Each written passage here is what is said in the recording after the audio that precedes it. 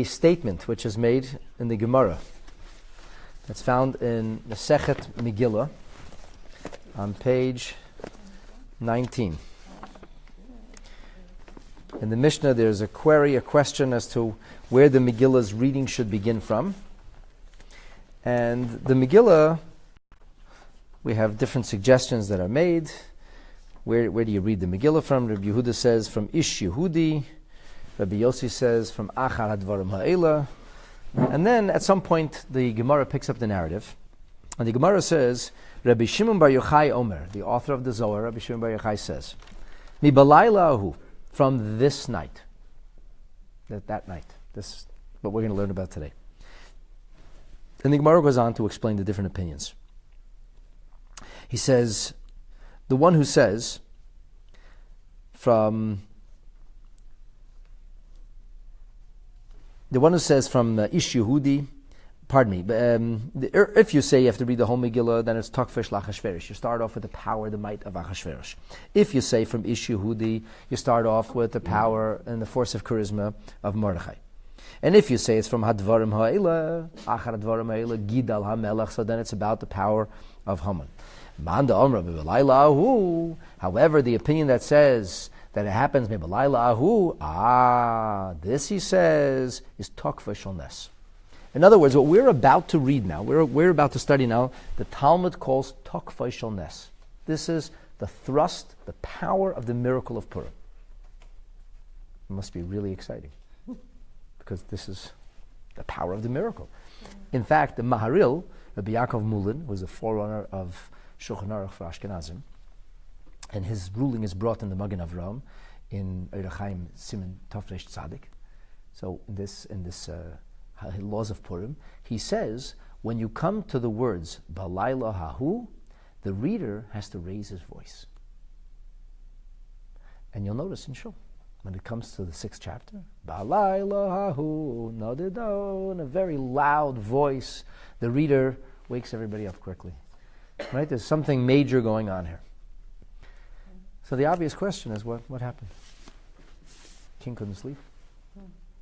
On that night, somebody couldn't sleep. And inasmuch as ultimately this causes a whole series of events, everything in the Megillah causes a series of events.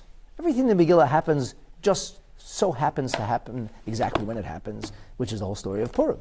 The story of Purim is all about Hashgacha Pratis, it's about timing, and that's why the Mishnah says, Hakeres a Megillah Mafreya. If you read the Megillah out of order, Layatza, you don't fulfill the mitzvah, you miss the whole point. The only way to read the Megillah is in order to recognize the ever-present hand of Hashem. And you start to connect the dots, and a stunning picture emerges, and you see, wow, this is like a montage that's magnificent. But you only see that when you put all the details together. No detail in and of itself is actually particularly miraculous. So Takfa Shulnes would make you think that there's something extraordinary that's about to happen now. And then you open your Megillah, and we can learn the 6th chapter, and it says, Balayla on that night, the king couldn't sleep. Big deal. So on this night, some point out, what's Laila Hahu? What's that night? The night in between the two feasts. There was a feast, and there was a feast. And this is the night in between. The feasts were both on afternoons. And then the first feast ends, and Haman goes home, happy until he sees Mordechai, as learned yesterday. He's a really sick puppy. He reaches the zenith of his success in his career. He's finally satisfied. He smiles for the first time in his life. But not for long. As soon as he sees Mordechai, all of it is spoiled. And he's coming to kill Mordechai. That's what this is all about. That's what's going on tonight. He's plotting the end of Mordechai, so Haman can finally feel good about himself again. And in this night, that's in between these two major events, Achashverosh couldn't sleep. Really and truly, big deal. It doesn't sound like something that exciting.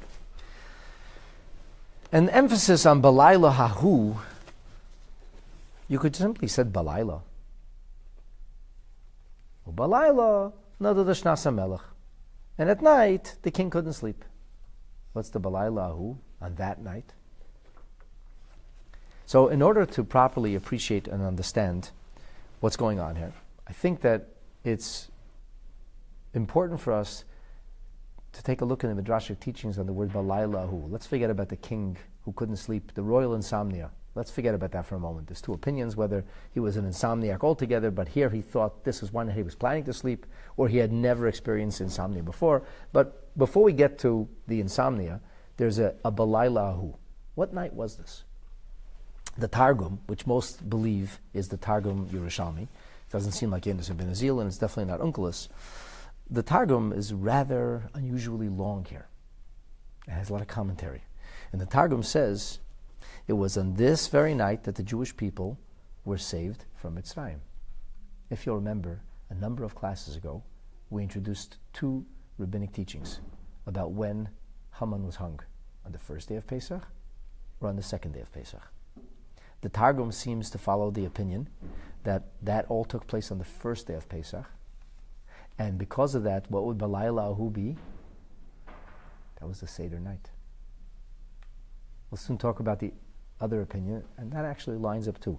But the Targum seems to talk about that, and it says, Balaylahu, Balayliyahu, Nefak Purkano Liyehudoi. This is when miracles happen for the Jewish people. And so the Targum begins to recount miracles from the very beginning of our history.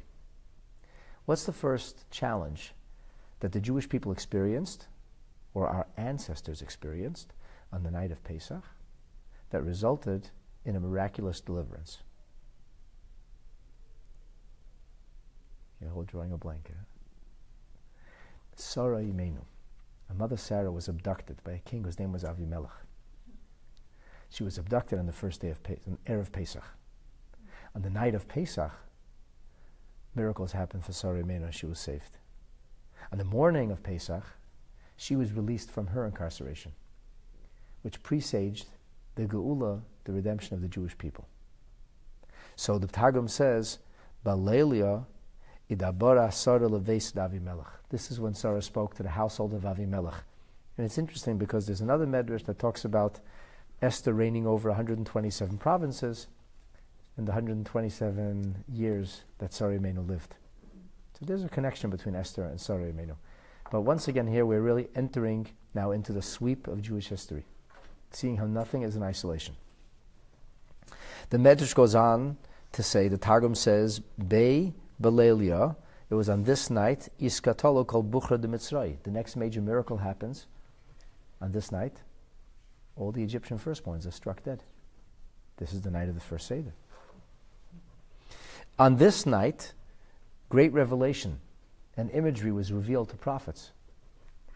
It was on this night that Avraham Avinu had the Bris Ben Absarim. Right? This is when God shows him the future. And apparently, and I didn't have time to fully research this, there are numerous great visions that took place on the first night of Pesach. So it's a night of vision and a night of prophecy.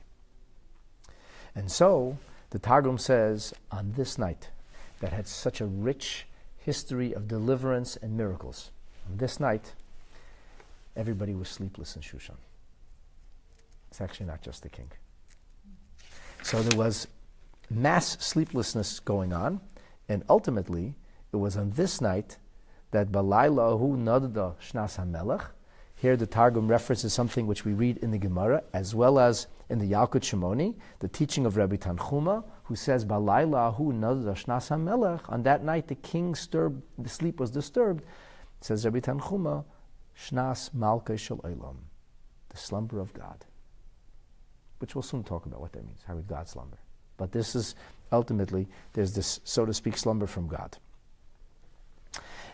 The Targum goes on to say that this is the idea that in Galut is metaphorized as sleep for God, and that's the meaning of what David HaMelech says in Tehillim, Uda Lamatish Hashem, awake, why do you sleep, God? So why is there this Galut reality, and it seems as if God is sleeping, it seems as if he's indifferent to us. The Targum tells us, and I'm going to soon fill it in with the Yalkut Shimoni, which gives us all the details, that in this night, Mordechai did not sleep. He says, on this night, Mordechai was accused by all the Jews as being the source of trouble. They came to him and they said, if you had not been so insolent to Haman, if you hadn't stood your ground, none of this ever would have happened. So Mordechai couldn't sleep. And Mordechai said to them, did you not notice that he was wearing clothing that was emblazoned with the symbols of idolatry on the front and on the back? Do you not know that it's written that somebody who bows to an idol forfeits life? What did you want me to do? So this was the politics. A lot of politics can go on here tonight. There was politics in Mordechai. Not all the Jewish people behaving so nicely yet. Many had aroused to tshuva, and many were still giving Mordechai a hard time.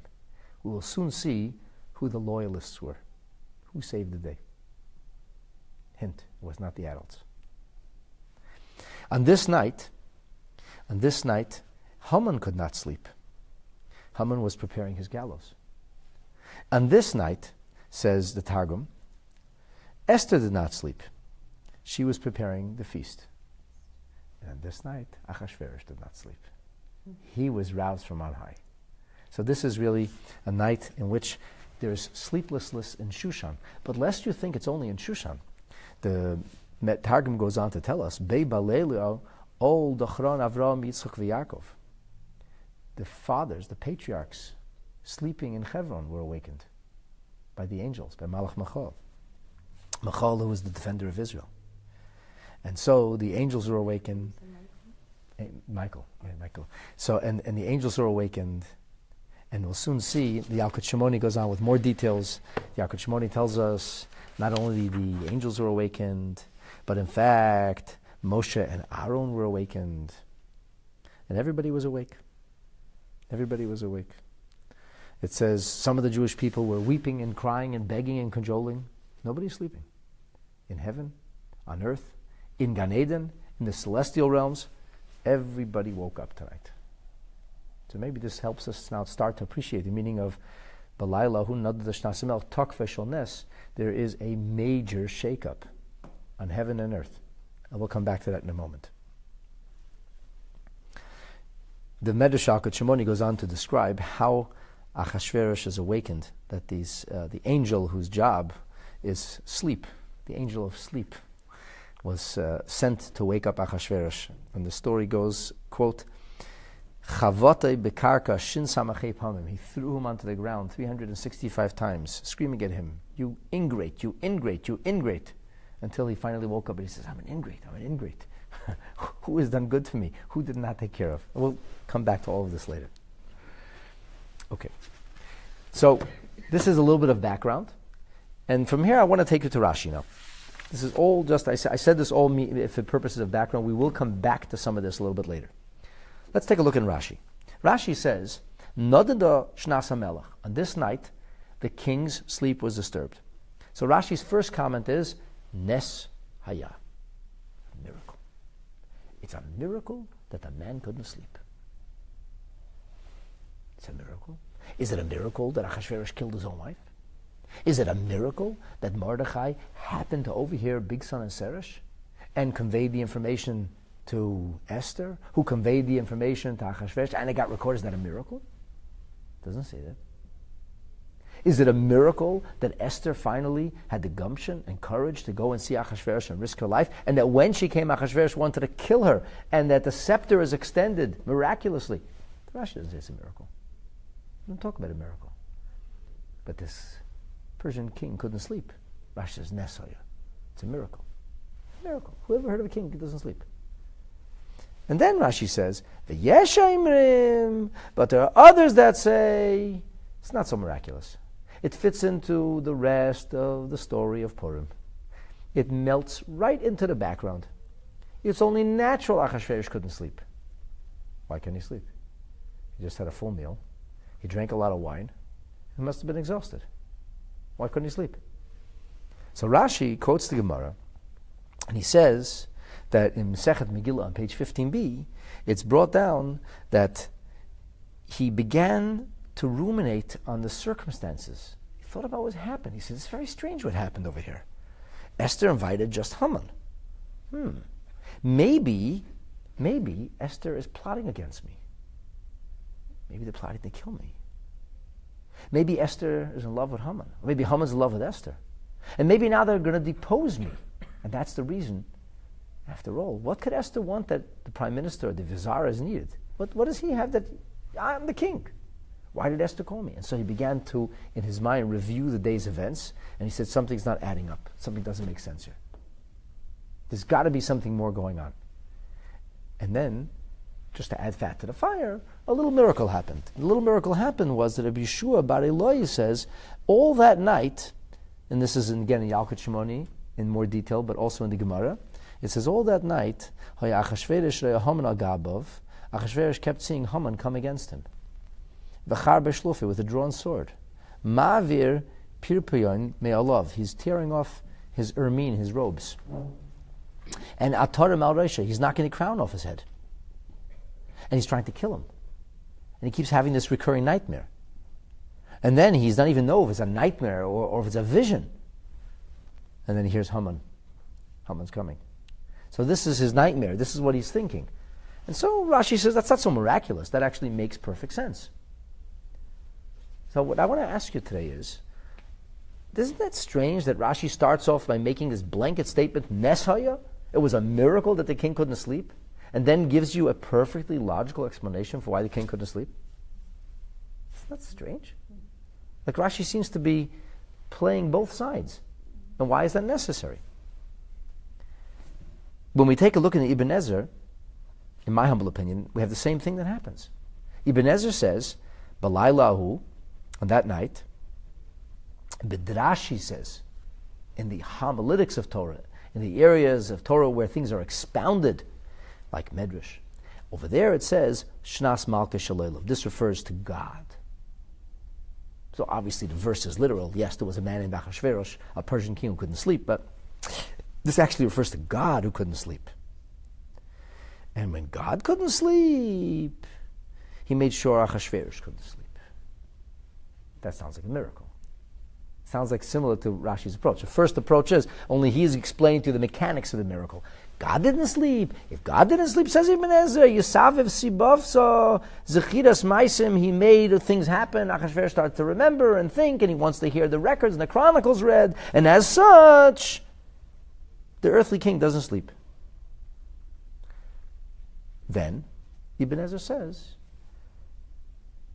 as if Ibn Ezra puts it a little differently. Ibn Ezra doesn't focus so much on the lack of sleep, but rather on the emphasis on wanting to hear the chronicles read. Because that's the next thing he says. If you let's read the verse, we didn't read the verse in entirety yet. Vayomer, he said, Lahavi a sefer azachronis, to bring his book of memories, the chronicles. Divrei hayamim, where things are recorded, where the history of the country is recorded, of his kingdom. And they should be read before the king. So Rashi doesn't get into that. We're going to get to that in a moment. That's the second Rashi. Ibn Ezra just has all of his commentary in the words Balaylahu. And he says, Yesh Eimrim, those who say that the reason that he brought the chronicles to be read is because it's more fun than counting sheep. I mean, he doesn't say that, but he says, it's enjoyable. I wanted to hear the words, hear the stories. It's like bedtime stories. This has nothing to do with anything, but a little boy was once asked his bubby to read him a bedtime story. So she started reading Once Upon a Time. And the little boy said, Bubby, do all fairy tales begin with Once Upon a Time? And Bubby said, no. Some fairy tales begin with, if I'm elected, I will. Right.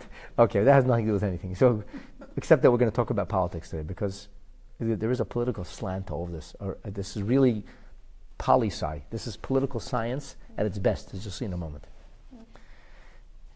So, Achashverosh wanted to hear the story. So, read me the stories. Keep me entertained. Bedtime stories. It's like a baby. I want to hear bedtime stories.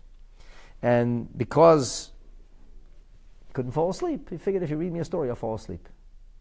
It really sounds like your children or grandchildren. But then, Ibn Ezra says something else. There are those who say that the reason he couldn't sleep is because he began to think to himself, maybe something is amiss, something is wrong in my kingdom. Maybe I've behaved inappropriately. Maybe I've wronged somebody. Maybe I have to write something from the past. I better hear. Let me take a listen to what's gone on, and then I'll know what has to be fixed. So Ibn Ezra starts off by talking about God waking up, causing reasons, And then he starts giving us logical explanations for why he wanted the Chronicles read. Both Rashi does this and Ibn Ezra. It's really interesting. They start off on one path. They start off in miracle lane, and then somehow like shift into a different. They stick shift into a different approach. You take a look in Rashi. Lahavi Sefer Azachrenis. He says, "Derech HaMolachim." This is the way of royalty. Kisheshnasan Neidedes. When their sleep eludes them, when they have royal insomnia, they say to those to read them bedtime stories. Oimrim Lefneim Shalom V'Siches. They give them parables, essentially fairy tales, until the sleep returns. So that sounds weird. Achashverosh can't sleep. Fairy tales are being read. It's like, what's going on here? Then Rashi says, Rabbi Seinu Amru, no, it's not so weird. It's not just about sleep. It's not just about the sleep that was miraculously robbed from him. What was really going on here is because he began to evaluate the situation of Haman and Esther. He said, Haman and Esther, what do Haman and Esther have? Maybe they're getting together against me. Something is wrong over here. He says, Rashi quotes the Gemara as well as the Medrash. He says, if they're plotting against me, somebody's got to know. It's not possible they should plot against me and nobody knows. So if somebody knows, why isn't somebody telling me? I know if they're plotting against me, I know what they're plotting because they have what to gain. But if somebody else knows about it, he or she has nothing to gain, why wouldn't they tell me? So Achashverosh began to think, I bet you there's somebody I owe. I bet you there's somebody I didn't take care of. And that's why they're repaying me. That's why they're not telling me when my life's in danger. So he said, maybe somebody did me a favor. Maybe somebody is not telling me for a good reason. So he says, bring those chronicles. Let's hear what those chronicles have to say. And again, we talk about something which on the surface is, can't sleep, say one's fairy tales. And then we have this very logical and rational explanation to what's going on here. So I think that maybe the fact that we have a new chapter that begins with a lack of sleep begs a question in and of itself. Since, as we mentioned, this is the night in between the two parties, we're really in the thick of the narrative. So either the narrative should begin with Haman coming in the morning, maybe the parak should have ended. And Haman says, it's like, there's something different. Somehow this became a narrative. Somehow this became the night. The in-between night is not an in-between night. It's the night. There's something very big going on here. And it doesn't just say the king couldn't sleep. Nadada. There seems to be a greater force, something that disturbs his sleep. So I think on a level of pshuto shel mikra, on a literal level, if you just read the verse, the context, the syntax here, there's a part of this verse that screams for elucidation. There's something about this story now that doesn't make sense. At least the way it's being told doesn't make sense. So Rashi says, Nesaya. There's a reason for that. There's a reason that the Megillah is written in this odd fashion, where we zero in on a seemingly insignificant detail, and that becomes a major focus. And that's because there's a major miraculous moment here. Nesaya. But on the other hand, there is no open miracle in the Megillah. All of the Megillah doesn't even have Hashem's name, as we discussed many, many classes ago. So if all of the Megillah doesn't have Hashem's name, and there is no overt and obvious miracle, why wasn't he sleeping? Like, why did this event happen? So therefore, Rashi gives us a subtext, another interpretation, another narrative, where this could be understood within the frame of some kind of normal happening. Something is wrong. I had the first meal. Why did Esther need there? The Vilna Gaon puts it very interestingly. He notes that Achashverosh was thinking to himself the following. He said, something is not adding up here. Esther must want something really big. She's got to want something really big, because she risked her life. Achashverosh was no fool. I mean, maybe he was a fool, but he knew that he could have killed her. He actually knew he was planning to kill her. And he himself was shocked when his hand lurched forward and he's extended the scepter. And then, of course, he became this sweet, nice husband again. Oh, yes, honey, what would you like? I'll give you half the kingdom. I was going to kill you a second ago, but now that I didn't kill you, I'll give you half the kingdom. So Achashverosh knows this. He says, Esther risked her life. And why'd she do this? There's got to be something going on here. And the Vilna Gaon is a very unusual suggestion here. He says that, in addition, I suppose, to the notion that maybe Haman and Esther are plotting and they have something against Achashverosh, he says maybe he started to think like this. Esther clearly wants something very big. It's so big she needs Haman in on it, as if I can't do this myself, as if everybody's got to be in on this. Who could Esther be asking for? She's a queen. She has everything she could possibly want. She must be asking a favor for somebody. Achashverosh began to think, who could she be asking for? I said it must be Mordechai, because he knew that Mordechai raised her. He didn't know she was Jewish, but he knew Mordechai raised her. He said, probably Esther wants to do a favor for Mordechai. She said, gee, I wonder what she wants about Mordechai. And just to show you how clueless he sometimes was, he said, I bet you Haman's in with Mordechai too. He's clearly clueless. He said, if they want something from Mordechai, she must have a pretext. Can't just ask for something. Mordechai must have done something for me. He said, bring out those books. Let's read the chronicles. So Achashverosh, the ever wily monarch, thinks, okay, here's how I'm going to tamp it down. I'm going to do some favor for Mordechai today before the party. So when Esther says she wants to do something for Mordechai, or she has some kind of brownie point saved up and Mordechai has earned, Esther, relax, I took care of him this morning. Funny you should say that. That's a Vilna Gaon suggestion, very creative, different kind of suggestion. So he says, I'll do something big for him. I'll do something big. And Achashverosh kind of sews all the pieces together when he hears the story, and in the chronicles being read, he says, look at that. What's going on here is that Mordechai did do something. I have it. I'll do something amazing for Mordechai, something he never could have imagined before. And then when Esther will ask a favor, I'll say, take care of it already. I treated him like a king. So this is I think, the narrative, the subtext. And the same thing, Ibn Ezra does the same thing. He says, Balayla Ahu, there's a big deal of Balayla Ahu on that night. Balayla Ahu has to mean that there was something major going on here. And therefore, the Ibn Ezra quotes the Medrash and the Targum and the Yalkut Shimoni, and he says, God woke up. It wasn't just Achashverosh waking up. Okay, but it has to fit. The narrative of the Megillah has to fit some kind of cadence that looks all natural, in which God's presence is concealed, in which no miracle is overtly identified. No problem, Ibn Ezra says. He needed the fairy tales read. He had indigestion. Something was bothering him. And because he had indigestion, it was perfectly natural to have the chronicles read. So there's this book that somebody published recently, which casts the entire Megillah in a political science. Somebody just, Bashgacha Pratis, sent me like some excerpts of this book. So the guy's onto something. Here's his suggestion. Achashverosh, he thinks, this is in the terms of modern political science. Achashverosh is thinking, Haman and Esther have it together. Haman is very powerful. In fact, Haman is so powerful now that it looks like I can't do anything without Haman. He starts to think, maybe Haman is too powerful. I need a balance of power. I trusted this guy too much. So Haman, whose fortunes were rising and rising and rising, and Achashverosh trusts him implicitly, and he allows him permission to destroy the entire Jewish nation. Gives him free reign, so to speak, carte blanche. Here's my ring. Do as you please. Do as you will. Do as you must. And then Achashverosh starts thinking, maybe Haman's a little too powerful.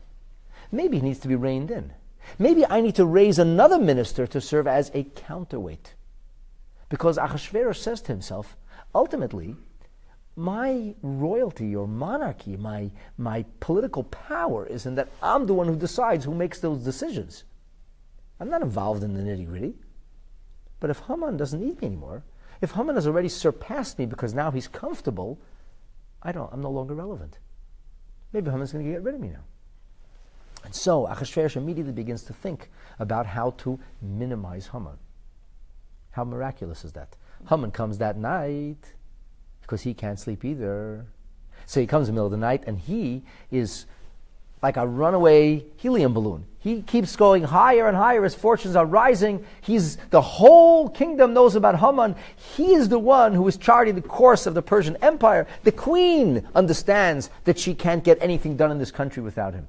And now he's going to get rid of his archenemy. And he walks in on that trajectory. But what he doesn't know is Achashverosh has left that train And he's riding in a different direction now. Achashverosh is now riding in the direction of, I need to bring this guy down. I need to humble that Haman a little because he is out of control. It's a political chess game. But the miracle is how Haman and Achashverosh all of a sudden switch tracks. They're on the same page. They're drinking together. They're best buddies. Achashverosh is grateful and appreciates who Haman is and what Haman has done for him. And suddenly he says, I raised that wretch, and now he's going to stab me in the back? So when he comes and makes his request, not only is his request not going to be fulfilled, that enrages Achashverosh. Achashverosh knows exactly what he's asking for. Achashverosh says, so what would we do for somebody that the king wants to give glory and honor? And Haman is thinking, oh yes, me of course, he's going to give me because I am the be-all and end-all. But actually, Achashverosh posed that question with the exact opposite intention. And he wanted Haman to make the choice. He said, you are going to be the vehicle of your own humbling. And he thinks to himself, who is the nemesis of Haman? Mordechai. He's coming to get Mordechai hung. And in fact, the exact opposite is going to unfold. You see how all this mixes together to something marvelous is about to unfold over here. And that's the Balayla Ahu. And it seems to me that Rashi felt compelled to share both narratives with us at the same time. First of all, the Gemara says. The Gemara calls it Takva Shel Nes, so you can't ignore that. And the fact that the chapter begins where it begins, the way it begins, the Nadado, which seems to indicate an external force, cannot simply be taken for granted. Rashi feels that if he's just going to explain this as another night in Persia or some royal insomnia, that he's doing us a disservice. He didn't give us the full story. But at the same time, if he doesn't give us some kind of logical explanation, then the Megillah is not a Megillah. It's got to make sense. You've got to have the ability not to see the hand of Hashem. So he says, Nesoya. It was a miracle. And here's the logical explanation of how the miracle happened. In other words, the miracle has a, so to speak, logic to it. When I was studying this, I was reminded that during the Gulf War, the Rebbe predicted that nothing would happen. Surely you all remember that there was doomsday scenario. People were talking about scuds that were tipped with horrible chemical weapons. And like Saddam Hussein, Yamach Shemo was boasting that he was going to destroy Israel. 39 scuds. There was 2 scuds that fell in Saudi Arabia. They claimed hundreds of lives. These were scuds that were launched into populated, densely populated urban areas. There was not a single fatality. It is probably one of the greatest miracles of modern time. And the Rebbe said nothing was going to happen. And I'll tell you the truth. When those scuds started falling, I had like a crisis of faith. But the Rebbe said nothing's going to happen. And I wasn't the only bozo. There were some people who wrote a letter to the Rebbe. What now? And the Rebbe said, everything I said stands. I said nothing would happen, nothing's going to happen. Nothing did. Several months later, the Rebbe issued a pastoral letter. And in this letter, the Rebbe writes that the great miracles have happened to the Jewish people. And it behooves us to thank Hashem and to recognize His hand and to know that we lived through extraordinary events. And the Rebbe notes in the letter that oftentimes those who are closer to the epicenter of activity, those in the know, are not so impressed. And the Rebbe said here, the exact opposite is true. Those who are in the know far more how miraculous this event was. I remember as a boy reading this. I was a teenager, or in my early 20s. And then the story comes out a few months later. One of the scuds succeeded in landing a direct hit on the main gas line of Tel Aviv, which had the potential of literally blowing up the whole city. The whole city could have been aflame. And the fatalities that this could have caused are even too frightening to think about. So an amazing thing happened. There was a section of the gas line that had been shut off for repairs. One section of the gas. And that was exactly where the scud landed. There was one section that had been diverted with a temporary diversion, to put some kind of tubing or piping to temporarily divert the gas, because everything is connected. And the scud hit exactly. It's a miracle. It's unbelievable. But of course, there are plenty of skeptics who say, yeah, whatever. The IDF was great. He had bad luck. He was just a bozo, Saddam. Oh yeah, do you remember that he sent 2 at Riyadh and knocked down a whole barrack of Marines? And well, stuff happens. So there's still the ability to deny the presence of Hashem, but you really can't. I mean, if you want to be honest with yourself, you want to really look deeply into things. So here you say, well, stuff happened. Achashverosh had indigestion. Maybe he drank too much wine. Probably not, because he was used to doing this. He knew how to do this. He knew how to pace himself. This is not a first rodeo, as they say. Well, maybe Achashverosh was a little worried because Mordechai and Esther and Haman were together. Incidentally, the Mamloas quotes a medrash saying that Esther had intended for this to happen. You'll remember this. We talked about this a few classes ago. Esther's intention was to rouse the suspicion of Achashverosh so that he would get unhappy with Haman. She would weaken his position. And Esther also knew that it might mean she'd be killed, because Achashverosh is a lunatic. He killed his last wife. She knew there was a possibility that she and Haman would be hung. And she was prepared to make the sacrifice. That's Esther. She said, to save my people, to get rid of Haman, I'm prepared to die. I'll play this game. And it works like a charm. And guess what? The best laid plans don't always work exactly as you hoped them to. And just because Esther hoped that it would be that way, didn't mean it was going to happen that way. And Haman had got through many obstacles in order to reach the zenith of his power where he was. He's a very powerful, frightening man. And so, we have this rationale that goes along with it, and why he chose to have the Book of Chronicles read. Why, of all things, did he have the Book of Chronicles? Wow. But he had the Book of Chronicles, V'yiyu Nikroyim, and they should be read. Okay, so Ibn Ezra gives us this narrative, and Rashi follows a logical narrative. This is what was typically done. This is the treatment for royal insomnia. Parables, metaphors, fairy tales, and chronicles. So they read the chronicles. But actually it was a great miracle. And the Medrash tells us something else quite remarkable. It says, V'yu nikroyim lifnei hamelech. They'll be read before the king. And then you look in Pasuk Beis, verse 2, it says, Vayimatzei Kosov, they found it was written, Asher higad Mordechai al Bigson of Seresh, that Mordechai had told the plot of Bigson and Seresh, Shnei Sirisei HaMelech, 2 ministers, officers of the king, Mishem and Asaph were the guardians, and they actually wanted to kill Achashverosh. And Mordechai, the king says, Ma nasi karugdula, what was done for Mordechai? And they say, nothing. Nothing was done. Something must be done. And that's how the story, now Achashverosh says, now I got it. This is the guy I have to do something good for. And who comes at that moment? Haman is here. Just at the right moment. So there's an incredible medrash about what happened when they started. It says that they'll bring the Book of Chronicles, and the Book of Chronicles will be read. More accurately, it will read itself. So the medrash tells us that Haman's sons were responsible for the Chronicles. And Haman had a son named Shimshai. And Shimshai was the guy who was supposed to read the Chronicles. And Shimshai actually had written down the Chronicles as he was told, and then he went and erased them. So a malach came and rewrote it. And then he was shocked to find it written what he had erased. So he turned the page, and all of a sudden it jumped from one page to the next page. And then he turned the page back, and it jumped back to the other page. And there was a whole series of miracles was happening. But David Feinstein asks, I thought there's no miracles here. I thought this is the story of Purim. I thought that... And he answers, it's so logical, he says, who knew about that? Who could have known?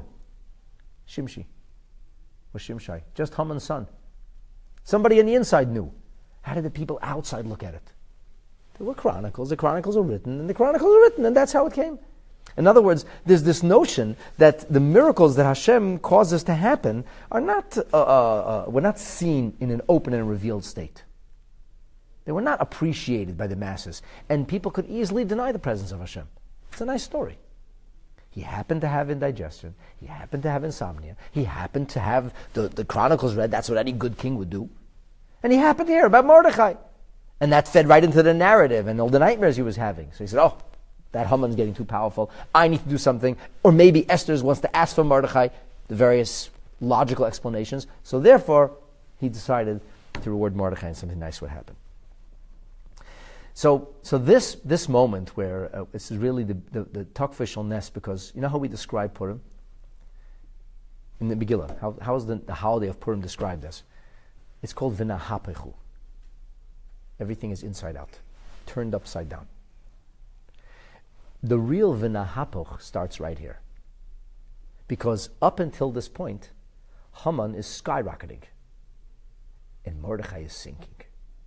Mordechai's own people that night come to him. And they say to him, you made all the trouble. His own people. The Jews didn't appreciate Mordechai. And that very night, everything gets reversed. Now, it takes time till everything gets reversed fully. Haman is hung the next morning. And then there's a series of events that happen. And on the 23rd day of Sivan, a letter is sent out. Until the next year Purim, until 11 months later when everything is finished. But the beginning of the reversal, of the topsy-turvy, of the inside out, this is the turning point. This is the turning point of the story of Purim. And that's why this is where the miracle is. This is where we identify the miraculous moment. Here's where everything switched. The beginning of everything. This is like the kind of the linchpin. This is where it turns. Now, as I mentioned, there are opinions that the second night of Pesach is when this occurs, not on the first night. So here, Reb David Feinstein gives a very interesting explanation. He says, it's true that this is not the Leil Shimurim, according to the other opinion. This is not the night that God has guarded, and this is not the night that Sari Menu was saved, and the night that the firstborns were struck down. This is not the night of the miracles and the promises. It's true. But it's still Pesach outside of Israel. And it was a Seder night outside of Israel. And the point is that Golus, or exile, epitomizes God's concealment. And this idea of God's concealment is what requires a second day of Yom Tov. If you want to talk about it in a technical way, it takes us more time and greater effort, like the Kabbalists say, to download the energy of Yom Tov outside of Israel. We need 2 Seders. We need 2 days of Yom Tov. So this represents the ultimate notion of the concept of Golus. And in the midst of that Golus, Balaylahu, in that night. Which this will serve, we'll get there in a minute. Reb David mentions, I presume he has a source for this, that there's a pasuk in Yehoshua that says, Vayishbos Haman mimocharas. The manna stopped falling on the second day of Pesach. That's when the manna stopped. So he says, that can also mean Vayishbos Haman, if you vowelize it differently. Haman ceased. Haman came to an end. Incidentally, and again we talked about this in the previous class, there's a discussion of Shulchan Aruch which we observe, and we actually observe the second day of Pesach. It's customary in many communities to sing some Purim songs at the table, or to do something different at the table to remember that this is the day that Haman was killed, and the reversal of our fortunes began on this day. So now we have somewhat of an appreciation of this Balaylahu. I want to share with you a remarkable medrash that's brought down in vivid, colorful detail by the Me'am Loaz.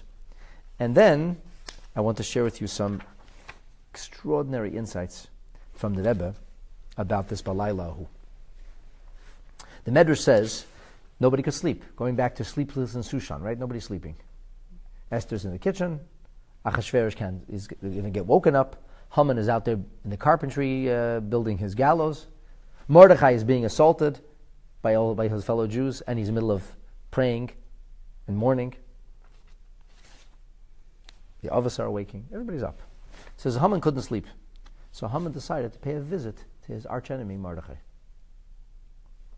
The Medrash says Haman came. Where was Mordechai that night? He was in Shul, in the grand synagogue of Shushan. Who was with Mordechai that night? Who did Mordechai gather for some comfort? Who were the children? The children. And Haman counts the children. He sees the children. They're really Hasidim. They follow Mordechai. He's wearing sackcloth, and they're wearing sackcloth. He's weeping, they weep with him. He counts the children, and he counts 22,000 children. He has them chained on the spot. He had his own little army. He radios for help. He has the children chained. And he says, quote, I will kill them first, and then I'll kill their leader. First let him see all his children slaughtered before his eyes, and then I'll hang him. The mothers heard this. The news spread like wildfire. The children had been fasting. This is the third day of the fast. They came and they brought food for the children. And Yiddish mama, what does she want? To bring a little comfort to her child. So they brought food to the children. And the children, they closed their books, their scrolls that they were studying with Mordechai. They hugged it close to the heart. And the Medrash says, quote, they swore by Mordechai. And they said, we will die fasting, but we will never leave Mordechai. How amazing. You know, when I read this Medrash, I always think about how the Rebbe would spend time with children. I think, in my imagination, the only Hasidic leader in history had children around him all the time. Do you know that from the 1980s onward, Hakafas at Simchas Torah, the Rebbe danced one Hakafa with the children? Holding the hands of the children in a circle. From that time onward, the Rebbe's place in davening, all the children were always there. Everybody says children should be seen, not heard. All the children just daven. At the Fabrengen, we was to sit. I have vivid memories sitting at the Rebbe's feet. The floor around the Rebbe was covered with children. I remember sitting under the table, seeing the Rebbe's feet. I was a child. I was stupid. I don't know. And I appreciate it. Sitting as like I'm a distant from you from the Rebbe.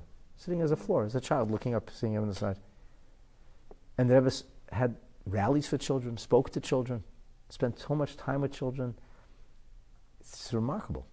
It's like this remarkable bond. And remember, the Rebbe didn't have his own children. The Rebbe and the Rebbe were not blessed with children. And to people not to have children, to love children like that. In my mind's eye, this is. I try to picture what it was like with Mordechai. And I see the Rebbe with the children. That's. Did he have kids? No, the Rebbe didn't have. Did Mordechai have children? I don't know. I don't remember reading about Mordechai's children. So I don't think he did, but I don't know. So the children say, no, we're loyal to Mordechai. And the youth was always the kids running around. Always the youth. Like the Rebbe was a man in his 80s, almost 90 years old. It's always teenagers, children. The youth were always attracted to the Rebbe. Everybody was, but the youth especially. The Rebbe had a special bond with. Counterintuitive, right? Mordechai is a parliamentarian, head of Sanhedrin, Torah genius. You'd think people would have, the children appreciated him. They said, we remain loyal to Mordechai. We'll die together with Mordechai. And they knew where this is going. And they didn't care. And it says they began to weep and to pray. And 2 hours in, I don't know why that's what it says, but 2 hours into this, their prayers reached the heavens. And God says to the Malachim, I hear the bleating of sheep. I hear the sounds of little goats. The Medrash says that God wanted the Malachim to be Malamed Zchus, to mention the merits of the Jewish people. So the Malachim said, these are not goats, these are not sheep, these are little holy sheep, these are little Jewish children who are going to be slaughtered like sheep. And they said, if the majors sinned, what did the minors do? The children are innocent. And then Moshe, another version is that Moshe Rabbeinu himself steps up to the plate. And Moshe Rabbeinu says, Ein Eila loy gedoyim v'loy tloyim. These are not sheep, these are not goats, these are tzein kadoshim. These are the holy sheep. This is Amcha Yisrael. These are the children who have no sin. And here they are crying bitterly for 3 days. And you're not listening to them. And at this point it says Hashem's mercies were awakened. God wakes up. And when God wakes up, Achashverosh gets woken. When Achashverosh gets woken, he sends the Malach to rob him of his sleep. And that's when he shows him a vision of Haman coming at him with a sword, which could be explained in political science, of what he saw Haman as being too powerful. Haman as maybe it's a metaphor, maybe it's literal, it's a dream. He saw Haman knocking his crown off, tearing his robes off, his royal robes. And it translates into political science. He's out there to take away my power. He's too powerful, this guy. He needs to be cut down to size. You really see something of this going on in the White House, by the way. The president constantly cutting people down to size. He does this very well. And it's about political balance, staying in control. And so, the fortunes begin to reverse, and from this point onward, the miracle starts to unfold. And who is it? It's the Yiddish Kindlech. It's a beautiful, touching medrash, so poignant. So how was ultimately the children's prayers, and Mordechai understood it was with the children that everything would change. Do you know that the Rebbe, if you look at things that happened in the 70s, the rise of terrorism, every single time there was a precipitation by the Rebbe before of added activities for the children. The Rebbe introduces the 12 psukim, the 12 passages for children to memorize. The Rebbe starts this idea of children's rallies. Then the Rebbe encourages the army of Hashem, Tzivus Hashem. If you look at it, it's always before there was major events going on in Israel. It was almost as if the Rebbe was following Mordechai's textbook of what to do when we're in this circumstance situation, learning from the Medrash that by mobilizing the children, this is ultimately where the strength of the Jewish people comes from. Because at the end of the day, it's all in Hashem's hands. So we have to be, so to speak, good with Hashem. And even when the Jewish people are not in a good state, the children are innocent. So if the children are loyal, and if the children cry out, then that brings about a change.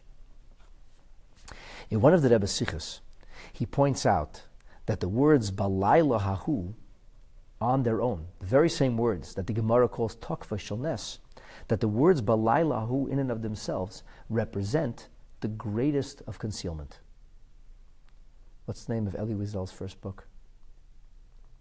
Night. Night. Because night represents darkness, confusion. Everything that is exile is metaphorized with night. So it's balayla. It's darkness and concealment. God's presence is not revealed. And what is hahu? So there's an interesting discussion in Torah literature about the word zeh and the word hu. This or that. But this is another kind of this or that. Zeh, this is when it's vivid, obvious, open, overt, clear. That is not so clear. It's shrouded, it's mysterious. That thing, what was that?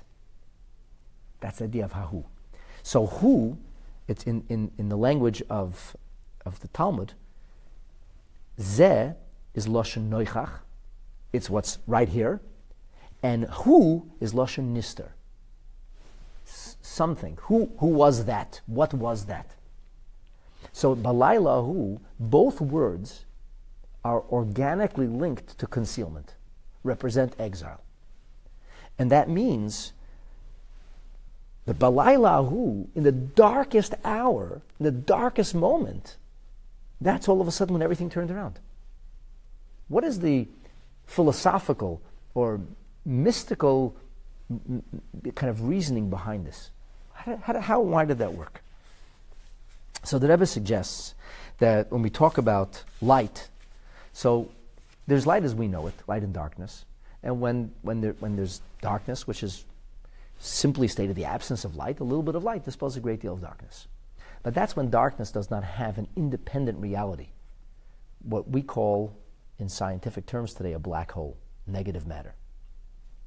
But when you have negative matter, even though nobody's actually ever seen negative matter because they wouldn't be able to come back and tell us about it, the nature of negative matter, as theoretical science postulates, is that it would swallow light. It would absorb light. It would absorb reality. It collapses reality. Nothing can exist in such darkness. That's not just absence of light. That's independent darkness. And when there's independent darkness, no light can illuminate it. So the Rebbe suggests that the darkness got so bad, it wasn't just a lack of the Jewish people being appreciated. It wasn't just that we weren't held in esteem. It was that we were slated for genocide. We were ultimately... We're good? Now we know how to turn the lights on? Speaking of darkness? Over there. There's a button that says on. Press on. It's the second... So this notion of this darkness, this positive darkness, the second box, the one close to the wall, there you go. This notion of darkness requires no ordinary light. This has to have a light that's more powerful than darkness as it exists in and of itself, dark matter. And that, says the Rebbe, that represents not ordinary divine light or godly light, but that represents the essence of divinity. And that is the deep Kabbalistic meaning of Balayla Hu Nodad Shnas HaMelech. On that night, in the darkest of moments, that's when the light of God began to shine. So this is the kind of miracle that transcends nature and everything that goes with it. This is transcendence of all rhyme and reason. And the Rebbe explains this in very interesting terms. He says, being awake during the day means people are awake during the day. It's hard to sleep during the day. It's hard to be up all night and sleep during the day. If we sleep during the day, we collapse. But the natural time to sleep is at night, and the natural time to be up is during the day. But the truth is that when we're awake during the day, it's not because we're awake, it's because it's daylight hours. There's an external force that, so to speak, wakes us. But when we're awake at night, why would that be? It's not the atmosphere, it's not the external reality. If we wake at night, why do we wake? Because something inside. So the Rebbe says, here we have the same kind of thing. Balaylahu, this is not a situation in which awakeness is typical. Because remember, we're in the midst of Galut. And the people, as we read in the Medrash, are still screaming at Mordechai, you made all this happen! Instead of, we are guilty, we did the sins. We thought that it was the power of the queen that would save us instead of the power of Hashem, and that's why we made all these mistakes. We thought we had to curry favor with the government and with the monarch instead of remembering that our loyalty is to Hashem. No, they blame Mordechai. Things are still in the depths of exile. We're in the darkest hour. In the darkest hour. So you could argue, of course Hashem's mercy is provoked, is aroused, is wakened. He said, that's when we're doing what we're supposed to do. Because the Medrash says, what, does God sleep? God doesn't sleep. And what's the Medrash's answer? It's a proverbial concept. It means when we behave in a bad way, our sins cause God to be indifferent to us, which is metaphorized as sleep. But our sins hadn't changed yet. All the tshuva happens afterwards. The tshuva didn't happen. It was 3 days. It was just an awakening. The people were just starting to move. And not everybody was on board yet. And they were distraught, but didn't really return to Hashem fully. So there wasn't enough activity on our behalf to awaken or engender a transformation on high. And yet, Balaylahu, in the midst of all of this, still Nadar Shnas HaMelech. So the Rebbe suggests that this is what we call an unnatural spiritual reality. And it doesn't even fit according to the calculus of the spiritual equation. And he says this is the reason that the Maharil said you should raise your voice. Because when a person raises his voice, there's two things that happen. Number one, when I raise my voice, what am I doing? I'm calling forth more strength. I have to marshal more effort to raise my voice. I can speak audibly, normally. If you want me to scream, it takes effort for me to scream. So that's from my perspective. And if I scream, what will the difference be if I raise my voice? If I'm speaking at a normal tone, who will hear? Whoever's within earshot. What if they're not within earshot? Then they won't hear. If I scream, what happens? Even those who wouldn't usually hear are going to hear. So the Rebbe suggests that these two ideas are also in what happens, just like you have these two ideas in raising the voice, there's two ideas within the notion of HaKadosh Baruch Hu's light. Number one, this is the deepest divine light. This is the deepest kind of revelation. Number two, it's such a profound revelation, it's going to reach the Jews who are on the outer fringes. The Jews who are on the outer layer of orbit, who have fallen asleep, this will wake those Jews up too. And indeed, Purim did wake all the Yidden up. Purim and its subsequent miracles, even after Haman died, they were still in a very precarious situation, in great danger that hung over them. And during that time, they remained loyal to Hashem. The Jewish people did tshuva, and as a result of this, we had the miracles of Purim, and we went back to Eretz Yisrael after. This ended the Galut and heralded a new era that was redemptive and light-filled for us. And so, on one hand, the miracles are extraordinary. On the other hand, everything happens in natural state. Like the Medrash says, God sent the angel who is in charge of sleep, whatever that means, and he threw him on the ground 365 times, whatever that means. Maybe he tossed and turned 365 times, and he screamed at him, you ingrate, you ingrate, you ingrate, you kvutayva. So he started to think, I am an ingrate. Who did something good for me? And that's when all his mind started working like that. So the Rebbe asks, one second, if it's takfa shel nes, so make a nes, make a miracle. Like, there's nothing really miraculous about the king who couldn't sleep. It's just that one thing caused the next, like Rashi explains in the second explanation. It's just another part of the story. More things, more domino effect. One thing catalyzed the next. You don't really see a miracle there. So the Rebbe said you could understand this in part with a very interesting story that's told about the Alter Rebbe when he was incarcerated and the trumped up charges of sedition against the Tsarist government because he was supporting Israel, which at that time was occupied by the Turkish the Ottomans, but he was sending money to the Jewish people in Israel. But they interpreted it as the Alter Rebbe leading a rebellion against Russia, supporting Russia's archenemy, the Turks. And really, what was this about? It's about the teachings of Hasidus and the spiritual revolution that the Alter Rebbe had unleashed. So the story, and that's many discussions that are beyond the purview of the next 2 minutes. But during that period, the Alter Rebbe was taken from his jail cell, which is in the Petropavlovsk Krepos, the Peter Paul fortress, which is a small moat. It takes not even 5 minutes in a little boat to go from one side to the other. And Alter Rebbe was taken to the boat to what they call today the Winter Palace, it was the Minister of Interior then, Interior Ministry of Tsarist Russia, and that's where he would be basically interviewed or interrogated by a tribunal. So at one point during the month of Kislev, the Alter Rebbe had not had a chance to make a blessing on the new moon yet. But in the Shulchan Aruch it says that you have to do it from a stationary place. Can't do it while the little boat's moving. So the Alter Rebbe asked the boat driver to please stop. And the guy says, I beg your pardon? Last time I checked, you're a prisoner. You just follow instructions. Alter Rebbe says, I just want to make a little prayer. He says, yeah, that's fine. We're not stopping. And so a moment later, the boat stops. And the guy can't budge the boat. And he says to the Alter Rebbe, okay, well, let's go back to the first request. What did you want? So I just want to make a little prayer. If you'll let me make a little prayer, everything will be fine. So the guy says, he relents. And at that moment, the boat starts moving again. The man stops the boat. The Alter Rebbe does his little prayer, and then the boat continues. So the famous question the Rebbe asked many times, what was the point? I think actually this goes back to a talk of the previous Rebbe.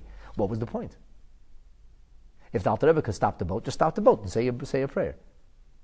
And if he could stop the boat, why did he stop the boat and has to start again? And the answer is that a mitzvah has to be done by means of nature, which philosophically speaking means that the godliness which is engendered through a mitzvah is not supposed to shatter nature, but rather transform it. So if the boat would be stopped, if the Kiddush HaChodesh would be recited, because the boat couldn't move, then it was just marshalling a miracle, which Alter Rebbe could do, but then he'd miss the point of doing a mitzvah right. The mitzvah's got to be done right. So the Rebbe suggests the same thing here happens. The idea of God's miracles here in Purim is not that nature should be shattered. It was all within the realm of nature, which goes back to where we started with Rashi. Rashi introduces both ideas. The Rebbe doesn't go back to Rashi. I'm saying that. So, Nes, and at the same time, logical explanation. There's definitely miracles abounding here, but at the same time, it fits into this camouflage that we know as the Megillah, the story of the greatest miracle of all time that doesn't seem to be miraculous at all. And that's a little about the 6th chapter. We'll continue, Bezrat Hashem, to study in our next class. So that explains why Pesach is 2 days. Why is Rosh Hashanah and It's really, it's all